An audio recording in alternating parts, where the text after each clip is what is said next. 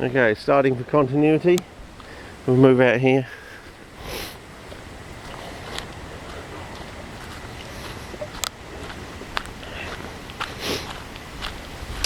So basically that's what I did. That was the first stage. I went through using all the,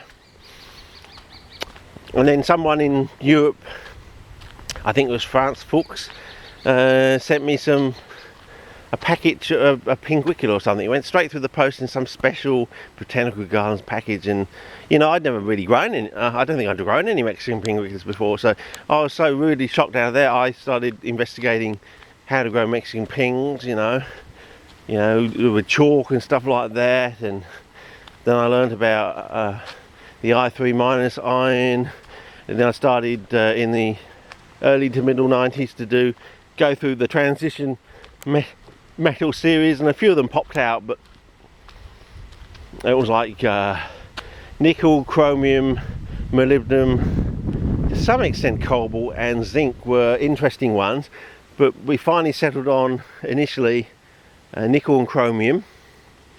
The nickel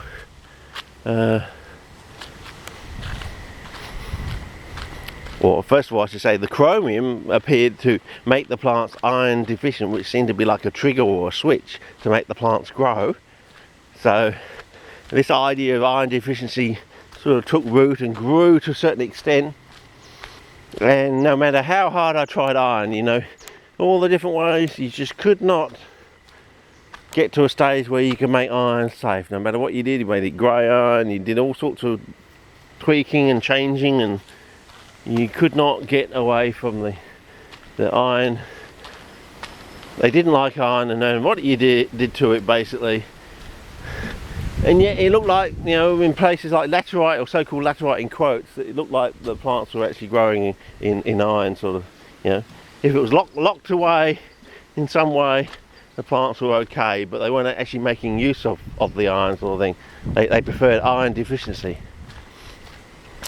And then of course we started exploring copper and calcium, and I kept going back and back and back, you know, exploring copper and calcium, until, you know, eventually we made some interesting basic discoveries about copper and calcium.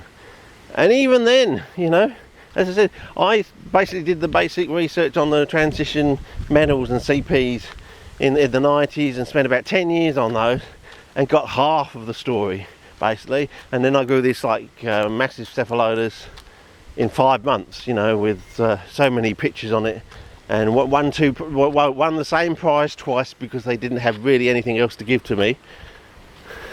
They didn't have any special prize or anything, so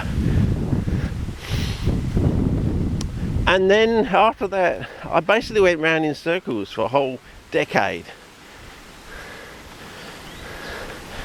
and then I spent you know, an inordinate amount of time and money trying to get out from that, which I made some discoveries. I didn't really get out of it. I spent another 3 years after that using that knowledge, extra gained at great effort and expense, in the 2011 into 2012 season sort of thing. And for the past 3 years I just sort of worked on that, you know, and yeah,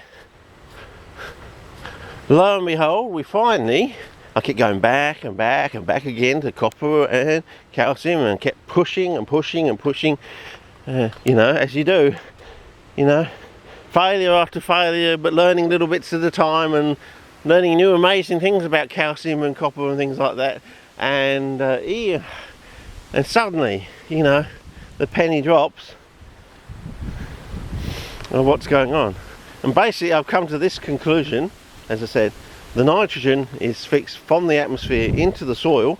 It's a physical chemical process, and the plants fall into a separate category of being manganese and nickel plants basically. Anyway, plants done a couple of things, and we'll talk more about the manganese and nickel angle